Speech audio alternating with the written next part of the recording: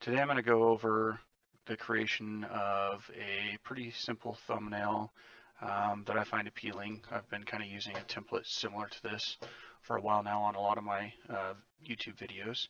I've recently uploaded a League of Legends video and need to create a thumbnail for it, so I'll use it as the demonstration.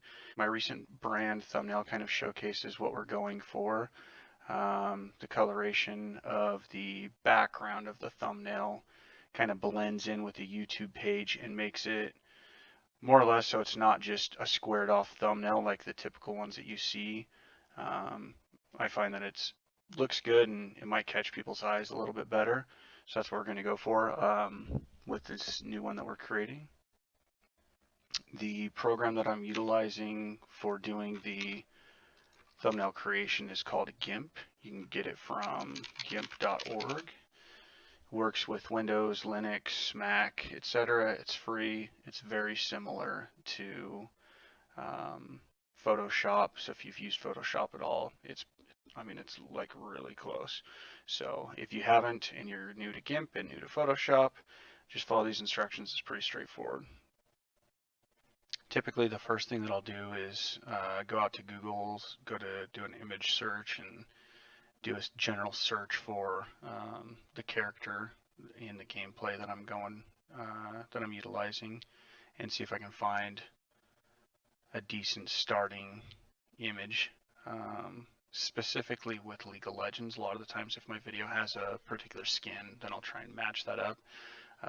This video that I'm making one for today is with the character Jaina, and I don't actually have any skins for her, so we're just going to use this, and you want to make sure that it's pretty high resolution. 1920 by 1080 should be fine. So I'm going to go ahead and download that. Now, the majority of these that I've created, I've actually done this style of thumbnail for YouTube's desktop light theme. The brand one was actually for the desktop dark theme, and I'll probably go ahead and go with the dark theme again on this one, just because I haven't done that with very many of my thumbnails. So I'll start out by going to YouTube. It's already set to the dark theme, which you can change if you click here and go to appearance. It's got a few different options. So it's set to dark. I'm going to hit print screen on my keyboard. I'll open up a new window, and I'm just going to paste this in here temporarily just to get the coloring. So I'm going to use the color picker tool. Make sure you hit the green anchor here, and it should pick up the color that you select. And I'm going to go just outside of these YouTube thumbnails. Now that I've got the color that I want, I'm going to hit Control Z a couple times just to get rid of that. And I'm going to use the bucket fill tool, and I'm going to fill this with that color. Normally when I do this, I will try to make this layer or this new image that I'm doing 1920 by 1080. YouTube thumbnails are 1280 by 720, and the reason why I start out larger, I'll show you. Just making sure that it was the right size. I'm going to do my text tool, and I'm going to drag a pretty large area. And you may need to try a few different font sizes. And it's going to depend on if you choose bold or what exact font you're using. I'm using Big Noodle Titling, which is actually the Overwatch font. And I am just going to type in, I need to change the color of it. We'll go with white.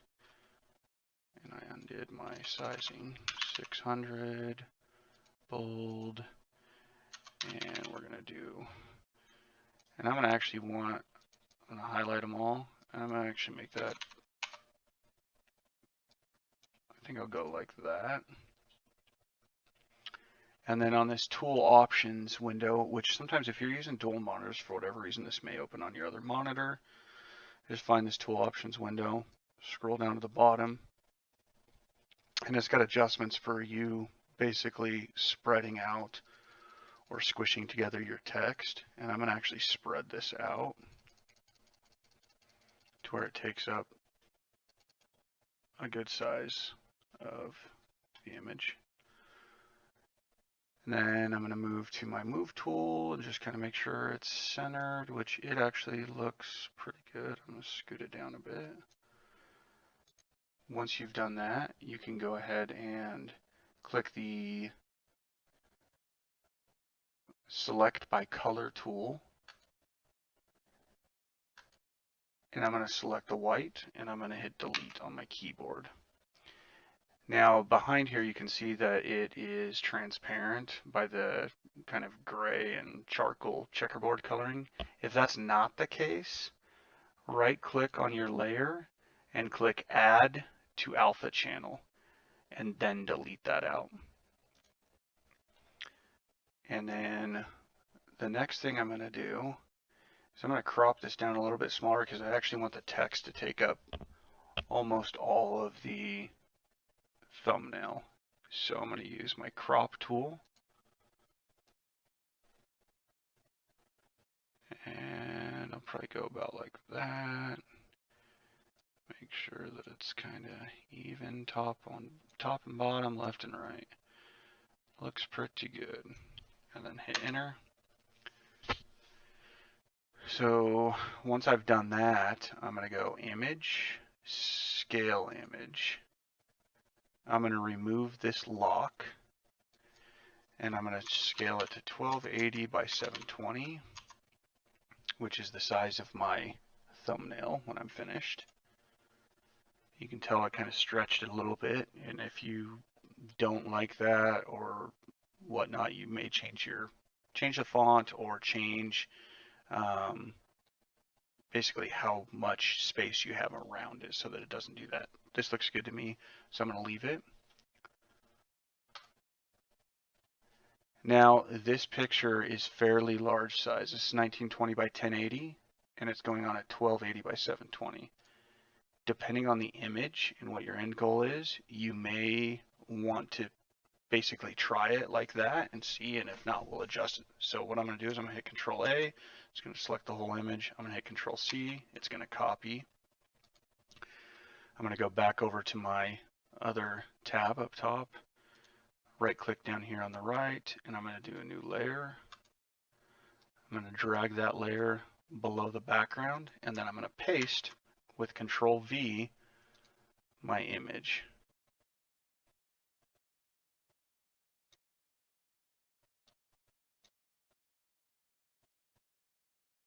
Now one thing actually that I can see on here that I don't like is this feathering of these edges.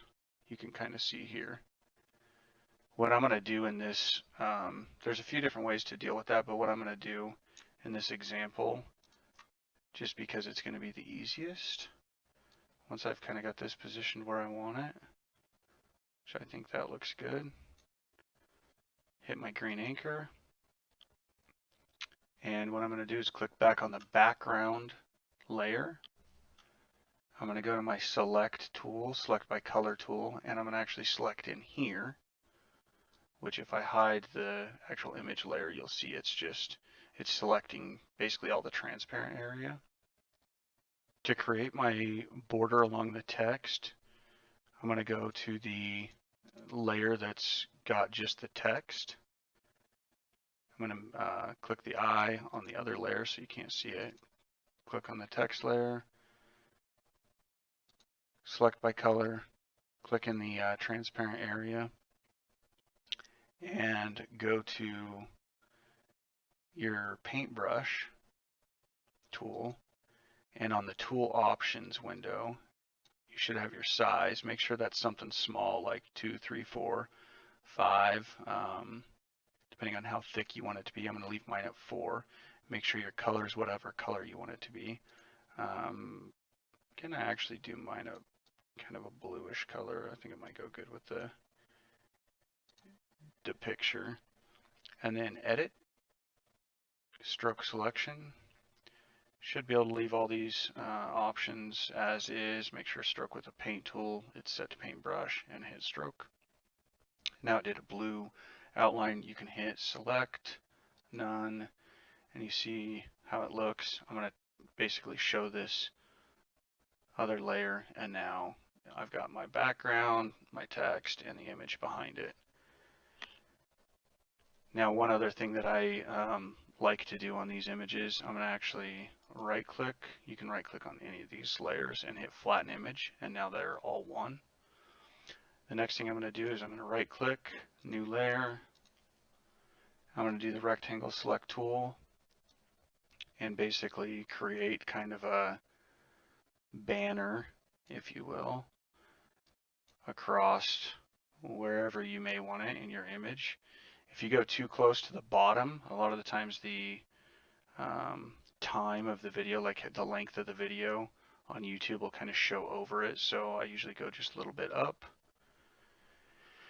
And I'm going to color it white with the paint or the bucket fill tool. And on the right hand side, I'm going to drag this opacity to where it's not solid, probably somewhere around 10 or 11%. And then I'm going to go back to text tool. One of the things that I like to do a lot of times, if these images may have some like contrasting colors, this is mostly blues and teals, but our necklace is orange. So I went ahead and grabbed the color picker tool, made sure I clicked on the layer that actually has that image and selected around in there until I found a color that I liked. And that's what I'm going to try to use for my text color. So I'm going to go back to the text. I'm going to zoom out a little bit. If you hit the magnify or the zoom tool and hit control and click, it should zoom out a notch. And go back over to my text tool.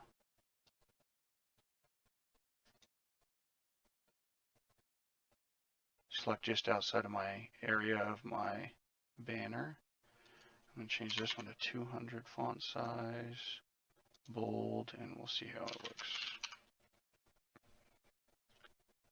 That looks pretty good. One way to kind of shift this around, when you have your text selected like I do here, you can go to the edges of your text border deal and kind of adjust it. So I'm going to scoot that to the left. Just kind of shift this a little bit and then shift down to where it's mostly centered in there. And then when I've got that where it looks good to me, I'm going to go select none, go to my layers, right click, flatten image. So now I've got multiple layers to this thumbnail, some contrasting colors, yet the thumbnail itself will be kind of subdued in with the background, at least for people who are using the dark theme, and I think this one's good to go. Last thing that we need to do is just go File, Export. You need to make sure that when you go to export the image that you save it in the format JPEG, so type in the name, .jpg, in whichever folder you want it to save it, hit export. It's going to pop up this window, just hit export, and you're good to go. Get up, come on, get down with the sickness. Get up, come on, get